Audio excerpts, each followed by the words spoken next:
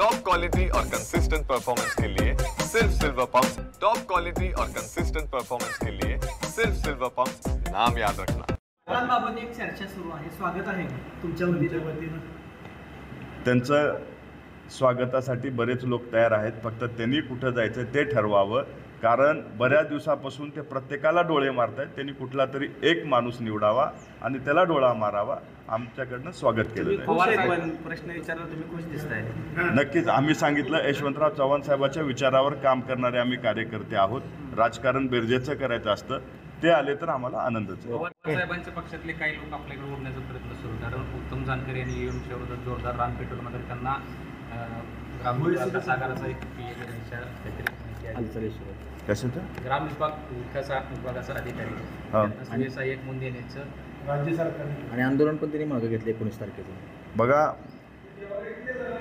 महायुतीचं सरकार आल्याच्या नंतर आणि राष्ट्रवादी काँग्रेस पक्ष सत्तेत आल्याच्या नंतर अनेक अशी लोक आहेत जी मातब्बर लोक आहेत, ज्यांनी अनेक वर्ष या जिल्ह्याचं किंवा महाराष्ट्राचं नेतृत्व केले। अशी लोक अजितदादाच्या संपर्कात आहेत। सोलापूर जिल्ह्यातली बरीच मातब्बर मंडळी ही अजितदादाच्या संपर्कात आहे। योग्य वेळी त्यांचासुद्धा पक्षप्रवेश भविष्यकाळामध्ये होईल।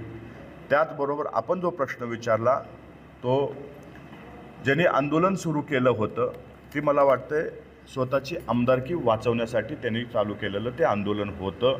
त्यांना कुठेतरी भीती होती। त्यांनी जो जातीचा दाखला दिला आहे तो खोट्या दाखला आहे आणि त्याच्यामधून त्यांची आमदारकी रद्द होईल म्हणून ईव्हीएमचं अस्त्र त्यांनी वापरलं होतं। त्यांनी कुठेही सिद्ध केलेलं नाही की ईव्हीएममध्ये अशा पद्धतीची गडबडी होऊ शकते।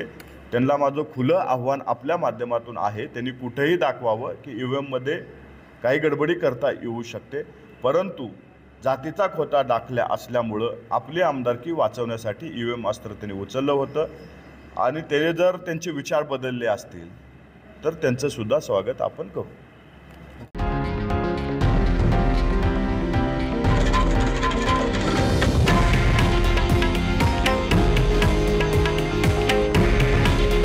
हे आहे देशातील नंबर 1 न्यूज नेटवर्क आणि आपण पाहत आहात TV9 मराठी।